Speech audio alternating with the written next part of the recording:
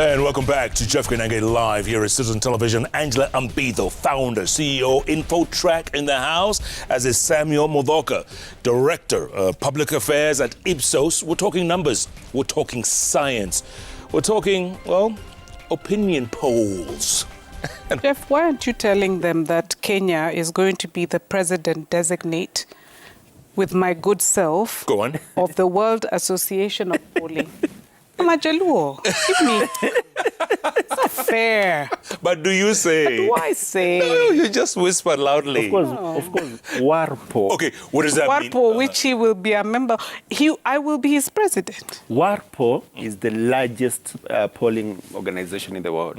So it's an umbrella body of all pollsters in the world. And WARPO has invited Kenya to be the chairman. Is that a big deal? Is that... It's a serious deal, It's a Jeff. very big It's a very serious deal. Because we bring the world back to Kenya. We bring the world here to ourselves. And this will be launched in Dubai. Correct. In November. In November. Yes. Congratulations, Angela. Madam President. You better recognize. Mtarajiwa, incoming president. They voted for me. Well done. It was scientific. Okay, speaking of science, Sakaja defies science for me because, okay, he was in the news for all the wrong reasons the last couple of weeks, but the latest poll says he's still ahead. Explain that to me, please. You know, elections normally are motivated by a couple of things. One is generally the desire for improving the status quo. So you've had a specific, government in place or politician in place, and you either want to continue with that politician because their representation is endearing to you, or it can be a referendum against the status quo. So in the case of Sakaja, if indeed he is leading, if indeed I say, because I don't know what the methodology was, but if indeed he's still leading, then it could be that it's a referendum. Maybe it is anger with the way they believe a young person has been treated. That's one. Secondly, there is a front-runner advantage, always. For a long time, we would see when the polls were being released, I don't think we weren't doing any because it wasn't an election period last year, we would see that William Ruto was always ahead. But nobody else had declared. Nobody else was really out there endearing themselves to the public. So you have the front-runner advantage. For a long time, Sakaja had that advantage here because indeed it was just him. And then, Tim Wanyonyi came in and then left the scene. And now we have Polycarp Igathe, who, by the way, was my classmate at University of Nairobi. Yes, so Polycarp and I are alumni. I think that would be the two things. One can be a referendum. Even most elections are referendums against something. When Trump won in the US, it was a referendum against what they felt was, promises that perhaps didn't work for the conservatives. And same thing with the current UK Prime Minister, whose name I forget Boris right now. Johnson. Boris Johnson. Yes. It was a referendum against the lady. Yeah. But here as well, what are the key issues? High cost of living, unemployment, infrastructure and development, and then governance, which encompasses corruption. So when sometimes you hear pundits say corruption is not going to be an issue, of course it's going to be an issue, and Kenya understand that. But you deal with first things first, Maslow's hierarchy of needs. If I'm hungry, I don't care how you're going to put that food into my stomach. So the first thing is tell me how you're going to deal with all the things that are afflicting me right now. And I think the fact that those issues perhaps are being discussed in specific way by specific candidates may endear them more, and maybe Sakaja's way of discussing those things in a very simple way. I saw him even, playing in a band. And doing things very naturally. Yeah, but Polycarp did the same thing. He was in kiosks, he was serving people. Polycarp has been everywhere. Samuel, you wanted to say something? Yes, I want to twist my response, not necessarily to Sakaja, but to what I would call brand health, the journey to a brand health. Remember, our politicians are brands. Yeah. And again, back to science, for a brand to gain, there are quite a number of steps that it must go through. And the first step, which is always very, very important, we call it awareness. Yeah. Okay. So for a brand to gain any significance, it has to create awareness, the traction of awareness. So the moment people know you, then they can try you. Trial is that aspect of somebody. I know you. Could this be the brand that I've been looking out for? And then after they try you and then they like you, they adopt you. And then they love you and then they retain you. And for you to gain that, there's an aspect of time. Right. So looking at, and this is what Angela said, the time factor that somebody has been in the forefront of, people know you, so you can actually gain a lot of mileage by actually people knowing you, and then you get established in their minds and that. And then also there's an aspect of speaking into our issues. When somebody speaks into our issues, because what pains the youth, what pains the population, what pains whichever segment of the community, whoever it is, speaking into that, you endear yourself into an electorate, into a group.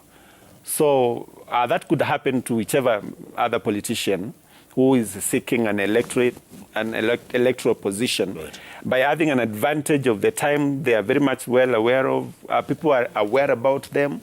They have already convinced, they have managed to convince. You have an undue advantage against somebody who has come much later, and who people could still be attempting or trying to know or to appreciate or to understand. There are some people, though, and tell me if I'm wrong or not, some people who start believing their own hype.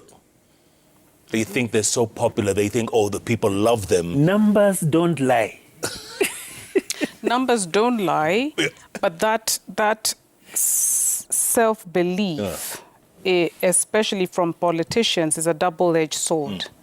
Having worked and dealt with them for the last 15 years, I can tell you that, Jeff, politicians are what they are because they believe in their brand, which is indeed themselves.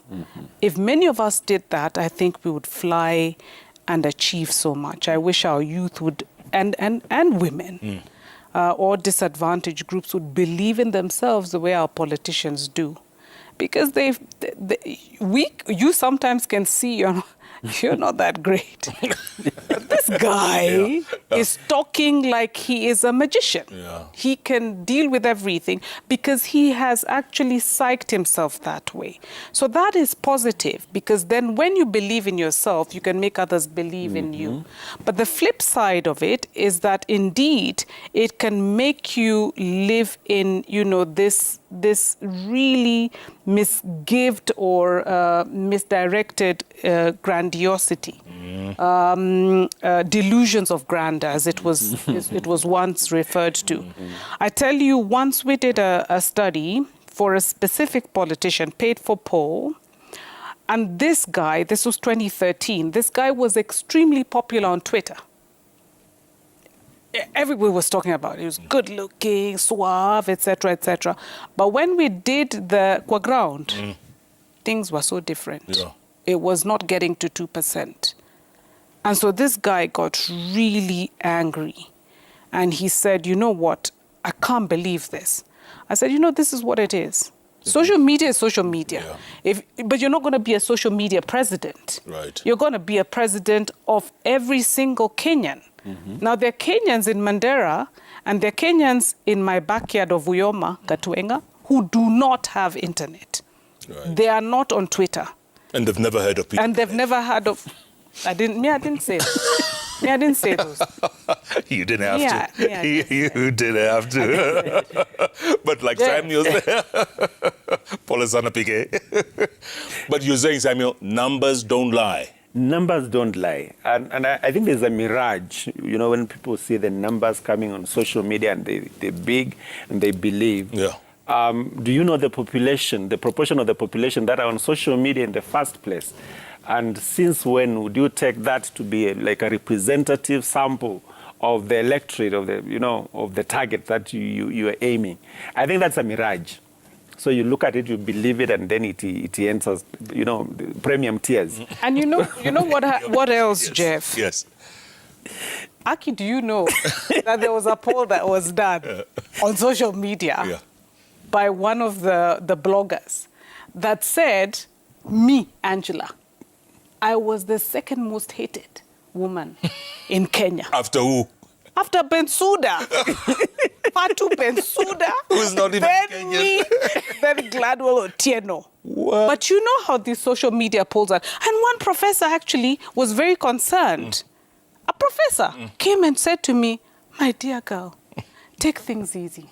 You know, people don't like the work you're doing. I said, Professor, do you know how this poll was conducted? Where's the methodology? Because in a social media poll, what happens is I, Angela, or you, Sam, or you, Jeff, can vote 20 times. Correct. So it takes 5 people to make you the most unpopular show, Jeff. Just 5 people. Aki walai. I was the second most hated after Fatu Bensouda. I was like, dear Lord. By the way, it brings me to my Thank next... God it's not scientific. Do you feel that your job is a danger sometimes? My mother does. Yeah, I can imagine. I don't.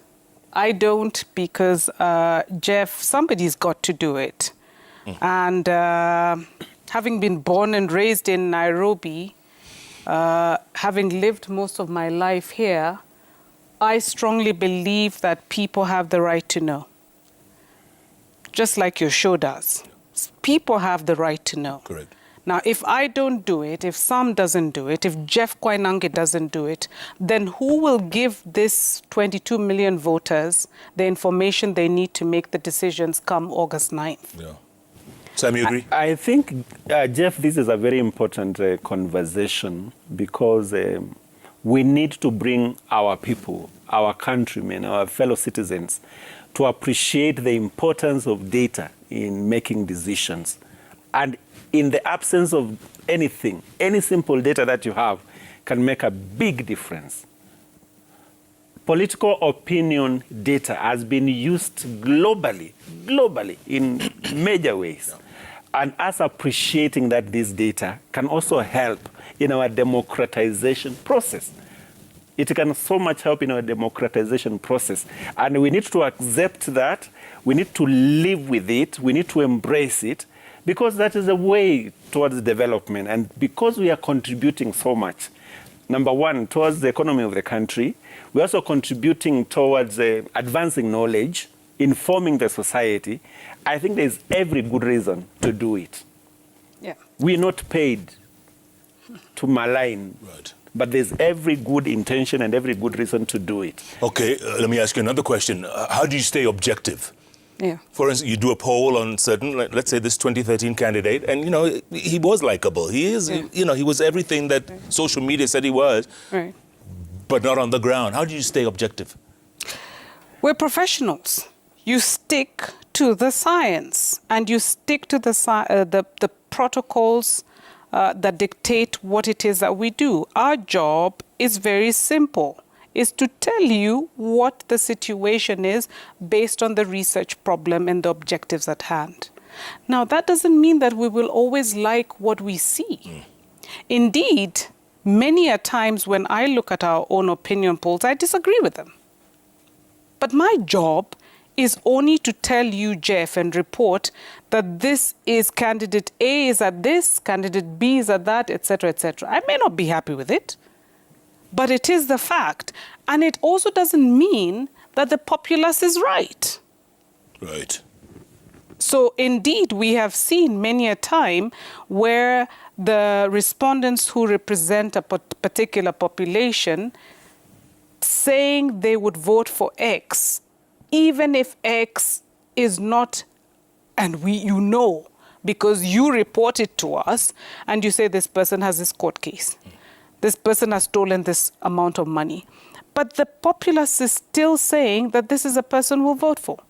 We saw the same quagmire in the US, where people were saying, it's unbelievable that people could do this, but the motivations that people have when they're making decisions on everything, including relationships. When somebody decides to marry a specific person, the person you decided to marry, there are people who said, we don't understand Jeff. And this is hypothetical. Mrs. Jeff. This is hypothetical. This is not a real case. It's not I a real don't know. But this is the case. Yeah. The things that make us make our decisions in terms of our psychographics, our belief system, our culture, are things that we just have to appreciate and accept. It is after we churn out those numbers then that the sociologists, the political scientists and behavioral scientists come in, because our job is to establish the fact.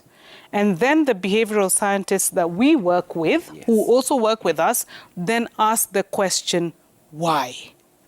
Yeah. Why is Sakaja still popular, as you're saying? The number cruncher will tell you he is, or he's not. Right. And then the behavioral scientists within our institutions will say, we are going to do qualitative research. We're going to immerse ourselves into this environment and understand what it is people are saying and why they're doing what they do. And then we also contextualize it and give that information to clients and say, the numbers have established this, and this is why. This is why things are going this particular direction. So the whys are now, established using qualitative research, right, where you sit with people around a table and you sit the way we're sitting. Yeah. We keep asking, using laddering technique in questioning, where we just say, so you said that, why? Why would you vote for this guy? But he's having this issue. Does it not bother you? No, it doesn't bother me. Why doesn't it bother you? Well, I think maybe I feel sorry for him. Or I've always liked this guy. Right. He represents who I am. So there are very many things that could be driving the decisions that you're asking us. But right now, as we sit here, just like the pundits you put on your bench, it is pure postulation and speculation. It's an educated guess. Now, until you get the behavioral scientist who actually goes and sits with the people, again, who represent that particular subset, as Sam has mentioned, can you establish it as more of a fact? I see. Sam, you were saying... Just to add on something to that, Jeff, every profession that is well organized has a set of rules that guide the game. And for example, if I take you to medicine, if a medic arose and became a brogue and they were doing things outside the process, the Kenya Medical and Practitioners Union would be very hard on this one person. Yeah. We are part of a profession that is organized. In fact, we have the organization we call the MSRA, the Marketing and Social Research Association. By virtue of being members, we subscribe to a common creed, to a common quality standard and a particular way of doing things. And we hold each other accountable. We check into each other's work. And anybody who is not subscribing to that, then of course we have no responsibility about whatever they could say out there. So simply because of that, that gives us a level of credibility. And I would say, just like every other profession, the fact that we are bound together and we are over 15 pollsters or research organizations in that Marketing and Social Research Association.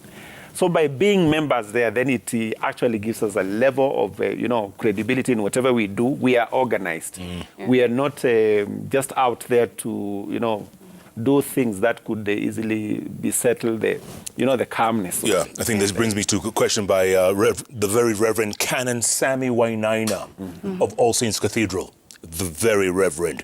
He says, one question, are polls truly independent? Can they be trusted? They are independent. They are independent in the sense that I can probably say this certainly for ourselves. I would want to say it for all the kosher pollsters. When you see us come out and release a poll and say this is an Infotrak poll, an Ipsos poll, etc., it is because we don't want anyone influencing that poll. We are not PR agencies. Our job is not to do publicity for different organizations and personalities. So what happens is we invest in those questions so that we have the luxury to call Jeff, to call Joe Ageo, who has moved to Nation, etc., and say, come for our press conference. We are releasing our poll. How do we do this? We do this through a vehicle called an omnibus. So in an omnibus, you say, for instance, in the one that we last did, we say we're going to 47 counties. It's not going to be cheap, but we want to own 4 questions. The first one is, who is intention to vote? Do you intend to vote? What are the key issues? And then, who will you vote for? And which political party or alliance do you espouse to or do you feel close to? Those 4 questions will cost us X. But we want to enjoy from economies of scale, Canon. So what do we then do? We then say to different clients, including media houses, including even the Anglican Church, wherever, we're going out to do a governance omnibus. Because you don't want to be saying to people, what soda are you drinking? At the same time, you're asking them, what key issue afflicts you today? So you make it as homogeneous as possible, so it's only dealing with governance issues. Each client who then buys a question pays a specific amount. So indeed, if it is 47 counties, one question could cost between 50 to 150,000, depending on how it is structured, okay? And you then will have the amount of money, you know how much it's going to cost you to do the 9,047 counties, of which Infotrak owns 4 questions. So when people, it's not cheap to do research, but those 4 questions then become our investment, because just like Sam said, people are brands, the pollster indeed also has to be a brand, and if you want to be a respected brand, you have to have your independence. How do you protect this independence? Is by doing your own poll, not one that Jeff will tell you how to release or Sam will tell you what to say and what not to say. So if you want to have that leeway to say whatever it is you want to say, you have to invest in that poll yourself. And we do so through this tool or this product we call Omnibus. Tell me something, Sam. For the most time, the polls that you guys do, let's say candidate X is leading with 42%, and candidate Y is at 40%, let's say. Mm-hmm. And in the end, it turns out wrong. And again, your science doesn't always work, or what's the deal? So, like I did mention, Jeff, voter intention is a moving intention. So there is a break point at which we would really say that things are stabilized. But globally, all over, we've seen a lot of level of inconsistency where what was predicted in the first and what turned out are different. But in the first place, I would ask you, is the electoral process itself flawless, such that it would not create inconsistencies that could exactly go against the poll itself? Right. Because when you do a poll, it is very objective. You use all the rules that are set for the game, but then the boys behind the scenes. You know, Jeff Is that something called the deep something? Is that whatever it is. we don't know. Whatever We don't know what deep you're talking about. Whatever may happen behind the scenes yes. will It's completely bring different results. But then it's very easy to come back to the pollster and say, you were wrong. You are wrong. And Jeff, just to illustrate what Sam is saying, so people say this and say, oh, but this pollsters is bure kabisa. Yeah. Bure. So if we are bure, then remember that 2007 was also bure. Because it was contested to the point that it changed the direction that the country took to the point that we, ushered in a new constitution, correct? So we did 2007, so did you guys. Yeah. And so we can leave that. Can we call it history? Because Krikla said, we don't know. We don't know who won.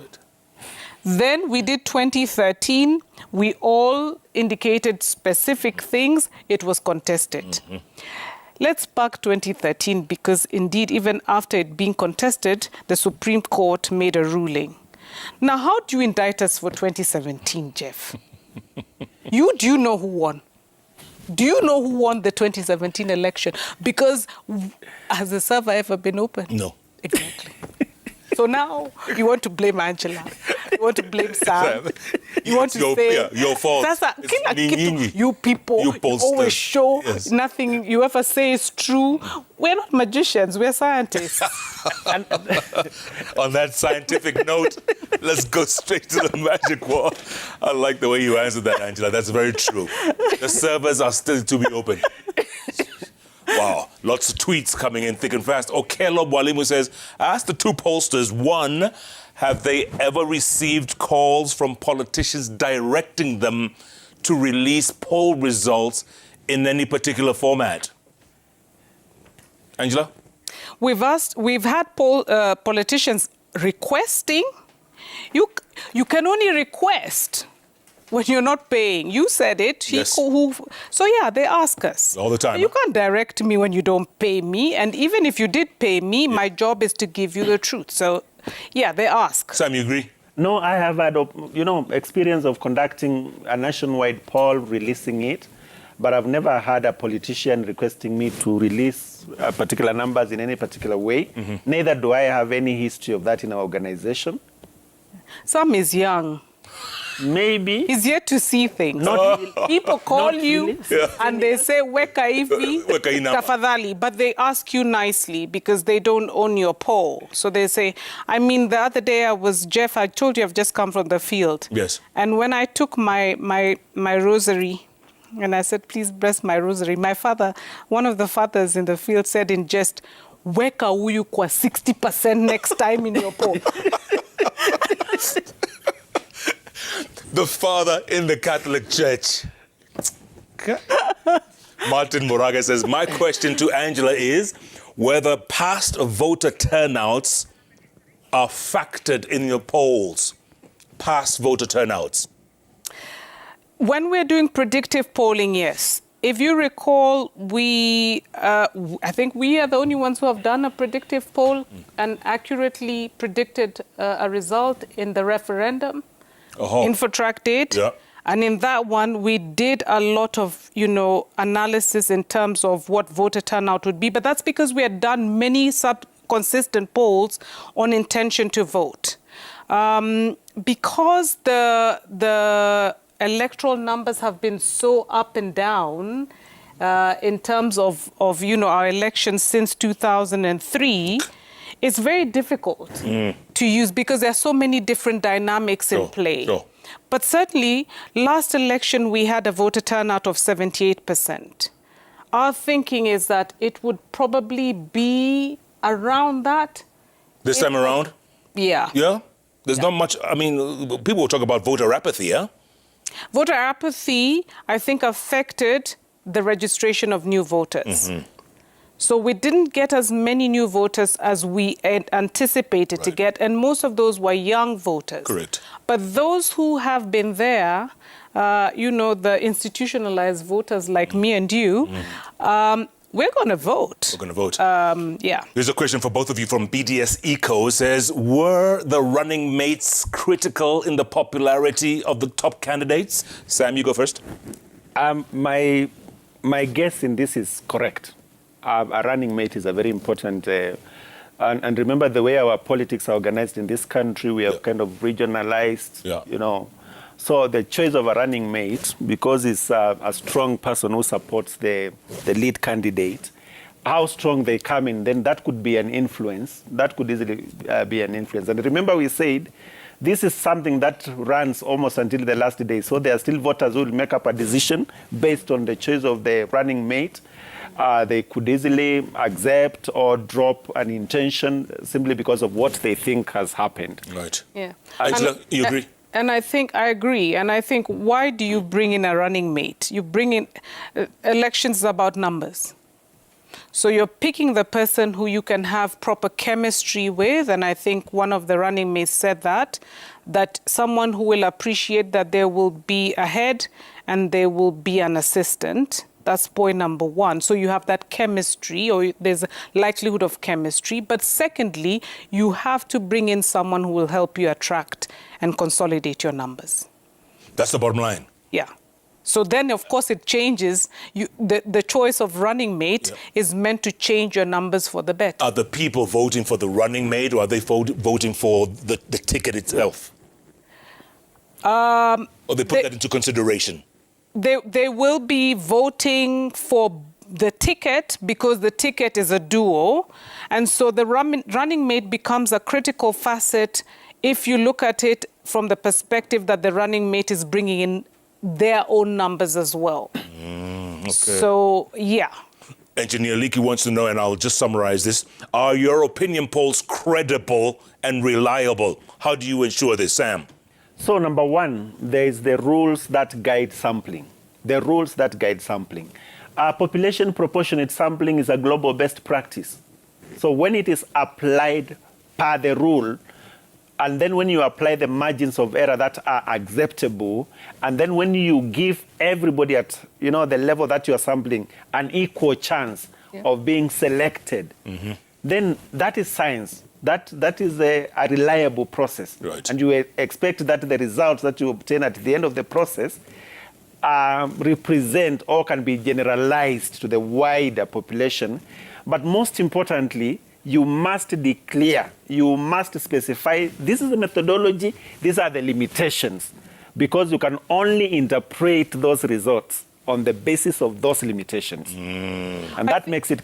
I think, Sam, one of the problems we're having now, and I appreciate the question that's been asked about credibility, is indeed the last point that you mentioned. It is mandatory for every research agency, for every research report and every poll to stipulate its methodology. It's a must to stipulate your sampling and your sampling protocol. It's a must to stipulate what you achieved vis-a-vis what you intended to achieve in terms of sample. Yeah. So if those things are missing from any poll that you see, then question the credibility. Absolutely. Yeah. Absolutely. Which brings me to, I guess, a good segue to Woz Nyanju Oziani. He says, the problem with pollsters is the framing of the questions. For instance, they ask a close-ended question like, whom between Raila and Ruto would you vote for? So where does that leave Wajakoya? We never ask that. No, we never ask that question. We ask a very simple question on voting. The intention to vote question is what? Who will you vote for? Is a globally appreciated and asked question, which is, assuming elections were held today, who would you vote for as your presidential candidate? And you leave it to them. You don't give them any names. You only would do so if it is indeed a two-horse race established. So you only have two candidates. What if it's obvious? Yes. Yeah, but as of now, and until the elections are held, it would be very unfair and it would be biased if that would be indeed he's right. That would be a biased question. You have 4 tickets. You must allow for the 4 tickets. So if there are 4, and if you want to be fair and you want to mention them because you want to create the awareness, then you may have to mention all 4. But the way we ask the questions now is we leave it open and we Sam? just let them answer. Sam, you were saying? No. I agree fully with what she said. The question is framed, and you would find that that question is used across all Everywhere. the polling agencies. They use that one question. You leave it open-ended. So we don't Open-ended. leave out Wajakoya. It's not left out. Okay. Esau Busiega says, do you do phone call interviews for the political opinion polls? And if so, where do you get the respondents' phone numbers? Right. So Sam has been very clever. He's avoided that one because he said he's only doing the archaic face-to-face. We are doing the CATI, which is a computer-assisted telephone interviews. And the way the computer-assisted telephone interviews work is that you start off by building your database over a specific period of time using that traditional face-to-face method. Okay, so every time you go out into the field, one of the things you do is you collect the demographics of your respondents. And from those demographics, one of the things that we always collect is the telephone numbers. Why do we do this? Because those telephone numbers are often used to do the back-checking.